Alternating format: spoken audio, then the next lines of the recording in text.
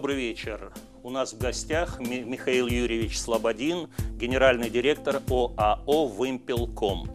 Добрый вечер. Добрый вечер. Ну, все нас знают как Билайн, поэтому, собственно. Я и хотел узнать. Хотя вот можно вот. У вас великолепный шарфик на шее, а «Вымпелком» и Билайн, как они соотносятся? Ну, все очень просто. Компания называется «Вымпелком», а наши клиенты нас знают под торговой маркой Билайн. То, что они видят на телефоне, это Билайн. Вот такая ситуация. Деятельность «Вымпелком» шире, чем просто Билайн? Ну, не, на самом деле это одно и то же. Это абсолютно одно и то же. Мы работаем под одним брендом и, собственно, все. Итак, вы знаете, в графе «Род деятельности» о вас было написано «политик» и «бизнесмен». Одно другому не мешает или это две медали? Ну, политика это скорее, я уж не знаю, кто там что написал. Я в основном занимаюсь бизнесом, безусловно. Но иногда, значит, в общем, в принципе, меня привлекают для определенных каких-то вещей, связанных с политикой, потому что бизнес и политика, они достаточно сильно связаны. Например, какие вещи? Ну, во-первых, то, что происходит в стране, общая среда, куда движется экономика, какие законы принимаются, это, безусловно, все политика. Но она фундаментально влияет на то, что происходит в бизнесе. Ну, собственно. А вот вы, наверное, внимательно смотрели, как президент Российской Федерации Владимир Владимирович Путин встречался с журналистами. Он сказал, что государство российский бизнес в обиду не даст. Ну, на самом деле, честно говоря, безусловно, мы поддерживаем такую политику государства, но в целом, тут вопрос, чтобы слова и дела, они, так сказать, шли в очень четкой корреляции. И здесь очень важно, чтобы вся вертикаль власти, не только президент Российской Федерации, а, собственно, вся вертикаль работала именно в соответствии с тем направлением, которое было обозначено. А это, как вы знаете, не всегда получается.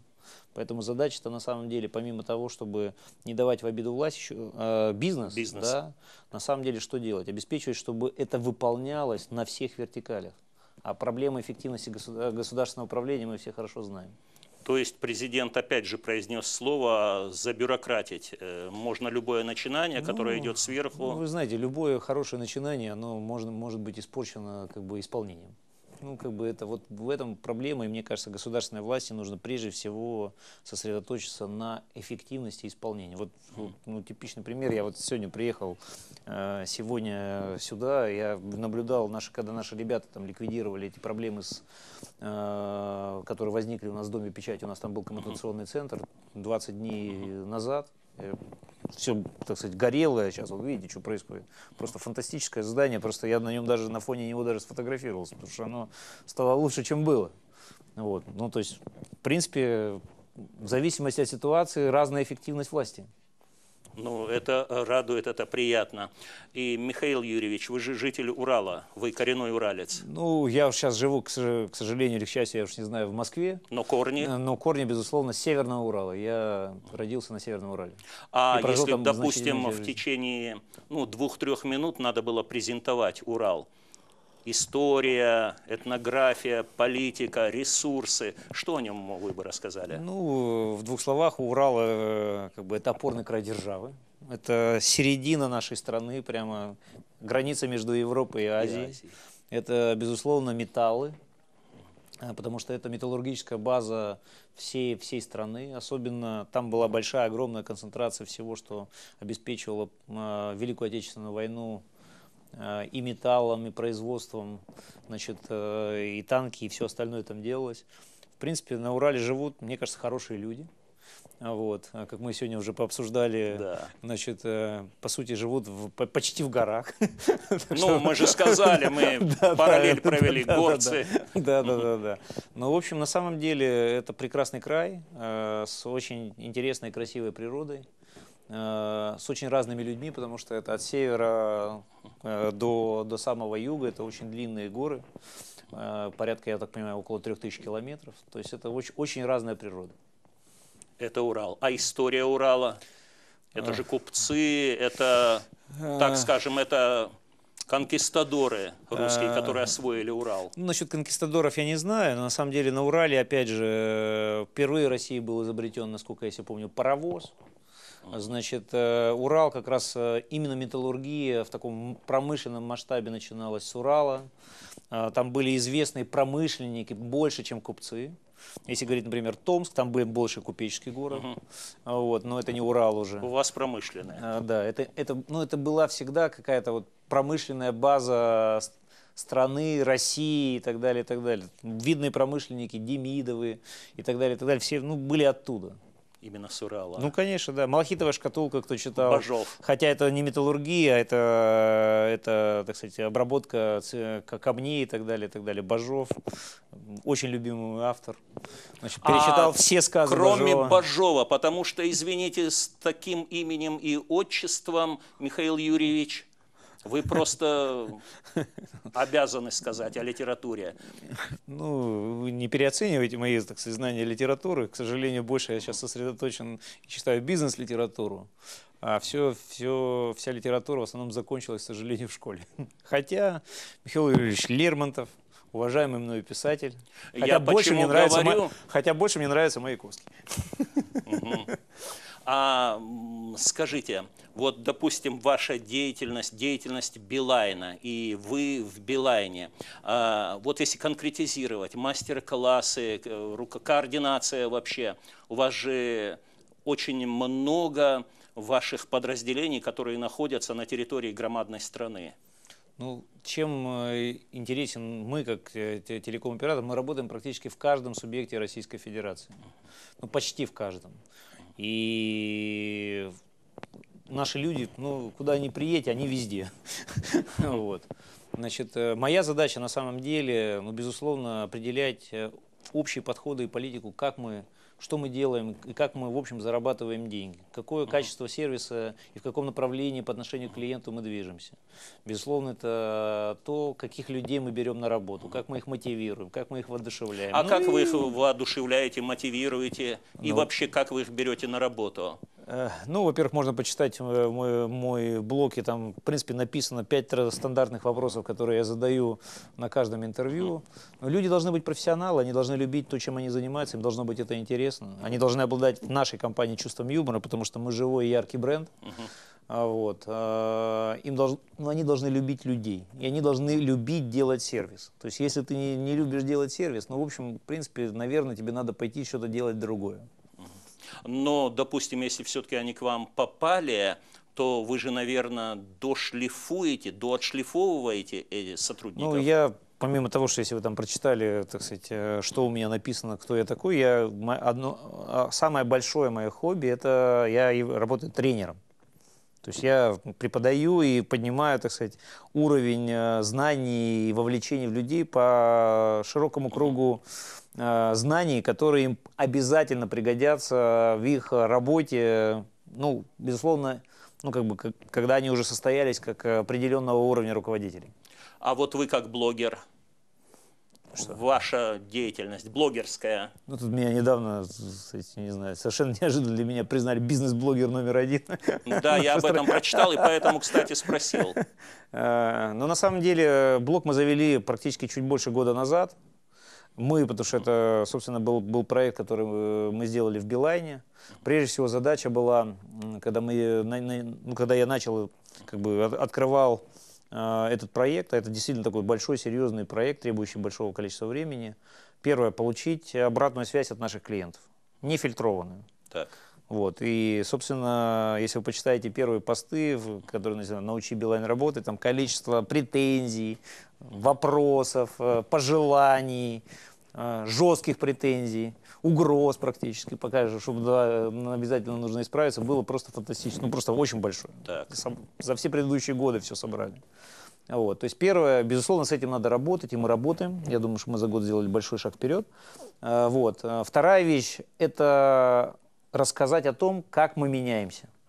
Как мы меняемся в лучшую сторону. Вот. Дальше, безусловно, задача как бы, ну, поделиться с людьми своими знаниями, какими-то идеями, ну, не просто про Билайн, а просто про бизнес, потому что я уже в бизнесе больше 20 лет, видел многое и всякое. Вот. Это пятая индустрия, на самом деле, в которой я работаю. Вот. И, собственно, поделиться своими знаниями, идеями и как бы мыслями с людьми. Ну, в общем, на самом деле, да, народ достаточно знает. Вот, например, это 5 простых советов в кризис. А вот, кстати, удивительно, да, для меня, так сказать, собрали аж 300 тысяч просмотров за 2 дня. Это просто, ну, понятно, что попало, так сказать, совсем в тему. И вот вы все это концентрируете до нескольких, допустим, моделей изменения работы Билайна в лучшую сторону, соответственно. Ну, это как один из инструментов получения обратной связи и получения информации, что нужно менять. Ну и то, что мы делаем, это как такой своеобразный отчет перед нашими клиентами. Ну и, конечно, пиар с точки зрения, вот посмотрите, что мы делаем, как мы меняемся к лучшему. А, допустим, конкуренция существует? Ну, конечно, мы конкурируем. Вот об этом подробнее. Не, ну мы конкурируем на рынке, например, в частности, здесь, у вас в республике, значит, доминирующее положение занимает Мегафон, мы там занимаем твердое, но далеко второе место. Вот. И, конечно, наша задача в данном случае, чтобы нас больше любили, к нам приходили, и мы, так сказать, имели больше клиентов. То есть вы с открытым забралом. Ну а как? Это отличная ситуация, когда люди конкурируют друг с другом, предлагают лучший сервис, лучшие цены, лучшее качество и так далее, и так далее. То есть это на самом деле важная вещь. Ну, и на самом деле вот эта конкуренция создает ситуацию, что у нас в Российской Федерации одни из самых низких цен в мире на сотовую связь. Даже так? Абсолютно. То есть мы существенно дешевле, чем в Китае, например. А Китай, все мы знаем, внутри очень дешевая страна, в разы дешевле. Вот, собственно, результат конкуренции нашей как бы, работы, когда мы стараемся завоевать больше клиентов. Ну, в вашей республике ситуация достаточно долгое время была такая, что один оператор серьезно доминировал, да. Если все вспомнят, так сказать, поведение было одно, но как только появились другие, поведение начало меняться. И мы будем стараться, так сказать, предлагать больше, интереснее. То есть вот эта честная, открытая конкуренция, она сделает работу, улучшит жизнь, допустим, обывателя Грозненского. Ну, обывателям ни слова вообще не знает. Простого жителя Грозного и всех жителей Чеченской Республики. Конечно, абсолютно. Ну вот в этом как бы и суть. Нормальная, честная, открытая конкуренция. А до Билайна, вы сказали, вы занимались ну, у меня хотя бы вкратце. За 23 года моей профессиональной деятельности в бизнесе я занимался горнодобывающим бизнесом, металлургией, электроэнергетикой, коммунальным хозяйством, нефтью и газом, и теперь телеком. Вы произнесли, как это, священное слово «нефть». Ну, я не знаю, в чем оно священное. Это нормальный, очень хороший, интересный бизнес, достаточно непростой, очень высокотехнологичный.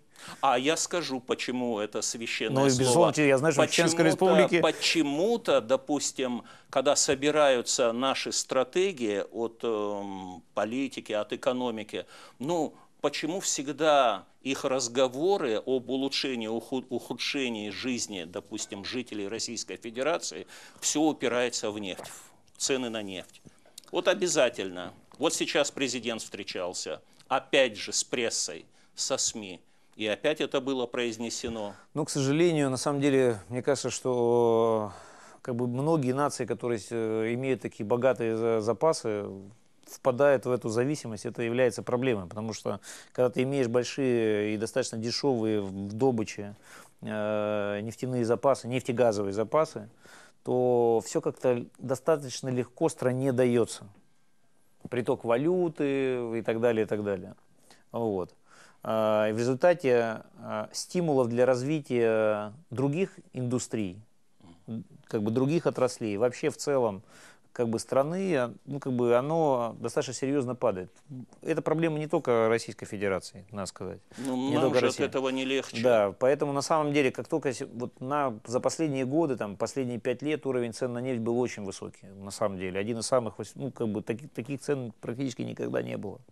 Вот. И такой огромный поток валюты в страну, он в каком-то смысле не создавал мотивов для серьезных структурных реформ, я считаю, либерализации экономики, таких вот вещей. И как только цена на нефть упала, в силу баланса спроса и предложения, ну, там, честно говоря, я не очень верю в теорию заговора, просто понимая, как работает нефтеземный рынок, я имею в виду международный, понимая, что, собственно, ну, сейчас произошло время для переоценки всей ситуации, вот, то, собственно, мы оказались незащищенными.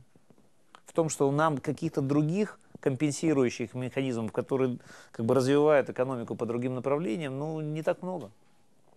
Я же почему говорил об Урале? Но ведь необъятная страна, и сколько природных ресурсов, и сколько возможностей. Но почему в этой огромной стране всегда все упирается в нефть? А вы занимались нефтью, вы не разводите плечами. Ну, что я могу сказать? Не, ну, трудно винить нефтяников, что страна зависит от нефти. Они бы и рады, чтобы она не очень зависела. Вот. Но их задача добывать. И столько, сколько они считают эффективными и правильными. Они, в общем, достаточно успешно, по крайней мере, до последнего времени справлялись с этой задачей. Вот, собственно, проблема не в нефтяниках, а проблема в том, как мы как бы двигаем развитие нашей страны. А вот Евразийский союз, ваш комментарий, это как отразится? Вы имеете в виду... Создание, ну так скажем. Ну, честно говоря, я не очень подробно слежу за этой историей, если честно. У меня столько дел с точки зрения Билайна, чтобы качество сервиса, связи, так сказать, поднимать и так далее, что я вот... Так, понятно. Вам, к сожалению, не то, что я не хочу, но это просто достаточно сложно комментировать. Таможенный союз, который, собственно, открывает границы и снижает вот эти издержки по пересечению и так далее, это правильное направление при правильных подходах к регулированию всего этого хозяйства. Потому что там есть плюсы и есть очевидные минусы. Собственно, Европейский Союз, который фактически открыл границы и убрал барьеры внутри Европейского Союза, достаточно сильно сократил свои там разные издержки и облегчил перетоки и капитала, и бизнеса, и, ну, как бы, и активности там, где это более эффективно. Ну, это так в целом. Вот. У нас мы еще как бы... ну, сейчас только вот это единое экономическое пространство, с одной стороны, формируется, с другой стороны, безусловно, последние политические события, они немножко ставят барьеры. Ну, например, так сказать, ситуация с Украиной, она все равно с экономической точки зрения скорее дезинтегрируется, чем идет более глубокая интеграция российской и украинской экономик. А ваши офисы, вот если взять карту мира посмотреть? Ну, мы являемся частью Вимпелком Групп. Так. Это большая международная группа, хотя выросла она из России. Есть компании в Украине, есть компании третья по размерам в Италии. Да, безусловно, Узбекистан, Таджикистан, Армения, Грузия, даже Лаос, Бангладеш, Пакистан. Там работают наши компании. И вы всегда в курсе, что происходит у вас? Ну нет, конечно, у ребят много своих вопросов, а я концентрируюсь на российской как бы части нашего бизнеса. Я за нее полностью отвечаю. Вот это моя ответственность. То есть я почему это спросил? Именно потому, что вот мы в начале разговора, вы постоянно в движении находитесь. Ну, не могу сказать, что я прям постоянно, но тем не менее, двигаюсь, но тем не менее для меня каждый месяц я точно должен появиться где-то на территории, потому что бизнес там, люди там, наши клиенты там. А семья? Ну, что, семья, как бы, ну, она... Я все время возвращаюсь домой. Это похвально, это с большим удовольствием, кстати. Ну, то есть семья – это тот фундамент, который позволяет вам спокойно посещать самые различные точки. Не, ну, как бы, понимаете, когда человек с огромным удовольствием возвращается домой, видит детей и так далее, то есть, это как бы то, что всех нас как бы как-то стабилизирует, людьми поддерживает, и делает людьми, да, конечно. Ну, а как? Хобби у вас есть? Хобби у меня есть, я уже сказал. Мне очень нравится быть тренером, преподавать, рассказывать людям и делиться знаниями. То есть это работа и хобби? Интересно. Ну, как бы в данном случае такое хорошее сочетание получилось. А вот ваш приезд на территорию республики, чем эти дни будут заняты? Ну, во-первых, на самом деле, это часть нашего программы, мы называем это «Новогодний десант». Так. То есть, понятно, в последние 2 недели люди любят ходить, делать как бы и подарки, и что-то там покупать, и как-то менять свою жизнь, может быть, решат сменить оператора. Вот. И, собственно, все наше руководство компании в эти дни идет и работает в офисах продаж или в колл-центрах. То есть это просто народ спускается с небес на землю и идет в поля, как мы говорим. Ну, прямо на фронт, где в офисе продаж продают телефоны, контракты, обслуживают и так далее, консультируют. Вот вчера я был в Красноярске. Вчера вы в Красноярске, а сегодня уже... А сегодня в Грозном. Кстати, а Грозный как вам? Ну, честно говоря, я его еще не видел. Вы не успели? Ну, конечно, так сказать, вжик и, так сказать, и все. Поэтому, собственно, свое заключение по Грозному я смогу сделать только чуть попозже. Республику? Ну, я ее увидел и сфотографировал из окна самолета. Да? Ну, конечно. А представления какие-то были о республике раньше? Вот, допустим, вы летите в какой-то новый регион. Вы узнаете какую-то информацию? Ну, первое, я знаю, что здесь есть Заур. Так. Это точно. Он посол, значит, ЖЖ в Чеченской Республике, я как бы в Москве. Мы, в общем, коллеги. Мы с ним несколько раз встречались в разных, так сказать, форматах, в разных регионах и так далее, и так далее. Он приезжал, был нашим гостем, теперь я гость у него. И, в общем, собственно, вот я точно знаю, что здесь есть Заур. Здесь есть, безусловно, наши ребята, наш офис продаж. Вот. И на самом деле, общаясь с ребятами, я говорю, что вот как бы ребята говорят, здесь очень красиво. Надо только просто как бы вот эти все предубеждения, которые, значит, есть у людей, безусловно, относительно Чеченской Республики, просто убрать в сторону и, ну, как бы, ну, почувствовать и приехать. У меня жена очень хотела приехать, на самом деле, реально. Так. Мы хотели здесь потратить больше времени, но, к сожалению, ребенка не с кем было оставить. Вот, поэтому, собственно, запланировали на более поздний срок. Сегодня погода просто шикарная, 15 градусов тепла. Вчера в Красноярске было минус 10-14. Это такие перепады, диапазон такой. Это ерунда.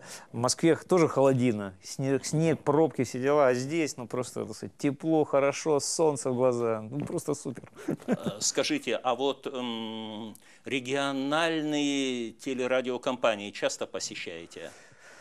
Ну, на самом деле, понимаете, я же не стремлюсь куда-то, так сказать, бежать и светиться, и так далее, понятно, и так далее. Они нас ищут, да. Так. Но вчера, например, было интервью прямо в офисе продаж, мы тут там вся суета, там танцы, движуха, короче. И вот ребята приехали, снимали всю эту историю. Вот в Красноярске вышел очень интересный выпуск передачи вчера. Но, безусловно, когда появляешься в регионах, это вызывает какой-то определенный интерес. Вот я и хотел сказать. Мы стараемся, допустим, первое впечатление. Мы стараемся не отказывать. Первое впечатление от ЧГТРК Грозный. Ну, во-первых, у вас вкусный чай. Ну, спасибо, нам приятно. Ну и на самом деле формат и беседа, она какая-то такая очень домашняя. Ну вот по ощущениям. А так Заур меня провел тут по коридорам, я даже не, ну как бы, вот все здесь. А у вас свободное время есть, ну, допустим, безотносительно к чтению? Хотя это мой любимый вопрос, ну, потому что я литературу я читаю достаточно много литературы, но читаю в основном бизнес-литературу. Про управление, про лидерство, так сказать, и так далее, и так далее. Ну, то есть вот связанное с этим. Ой, вот. Это как раз та литература, которую я читаю меньше всего, а если честно, вообще не читаю. Ну, понятно, ну, слава богу. А вот обывателю бизнес-литература такая, чтобы доступная была и понятная. Да не надо заморачиваться, ну реально. Я считаю, что нормальный, обычный человек, ну, который работает, у которого как бы есть работа, ну, не надо это забивать себе голову. Вот лучше хорошую литературу про какие-то эмоции почитать, абсолютно. Ну, как бы, я на самом деле, честно говоря, скучаю про это. Ну, то есть иногда очень хочется как бы почитать что-то отвлеченное. В кино сходить, допустим. Мы ходим в кино, да. С женой ходим послушать в кино. Музыку. Я почему и спросил, если бы презентация была Урала, допустим. Вот я об Урале знаю по песням Александра Новикова. Группа «Чаев». Да. А у вас есть время послушать? И, например, если вам нравится исполнитель, ну так озвучьте. Кто? Озвучьте, кто вам нравится? Ну, честно говоря, вот у меня таких как бы прямо, ну вот мне не нравится вот конкретный исполнитель. Вот мне просто нравится песня, и я вот как бы ее слушаю, на самом деле. Вот, но из таких песен, которые вот мне, например, отец пел, ну, и я сейчас пою, кстати, своему сыну, «Там вдали за рекой уж погасли огни». Так, но это же... Это Тут про... вы сказали, и у меня сразу мое советское прошлое, Да, кстати, абсолютно. по которому я скучаю безумно. Я засыпал под гимн Советского Союза, который мне батя пел, если честно. А у вас родители чем занимались? Родители, ну, мама вот буквально совсем вот в этом году только закончила преподавать. Она преподаватель математики. Вот. Не литературы.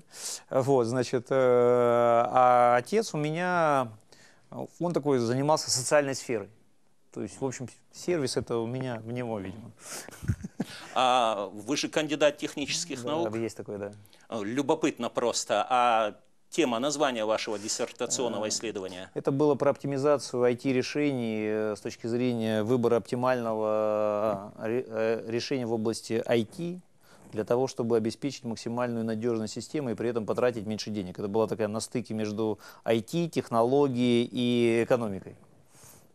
А ваша альма-матер это Уральские? Уральский государственный университет. Но он сейчас стал большим Уральским федеральным университетом, объединившись с УПИ. Ну, сейчас же такие реорганизации. Ну, вы, допустим, возвращаетесь туда?